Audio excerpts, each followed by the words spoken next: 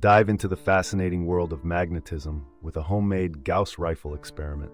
Using a wooden track, some ball bearings, and a series of strong neodymium magnets, one can explore the principles of magnetic acceleration. Line up your magnets carefully on the track, ensuring they are equidistantly spaced, and place a ball bearing in front of each magnet. Release another ball bearing from the track's start, observing how the magnetic force transfers kinetic energy from one ball to the next, ultimately launching the last ball with surprising speed.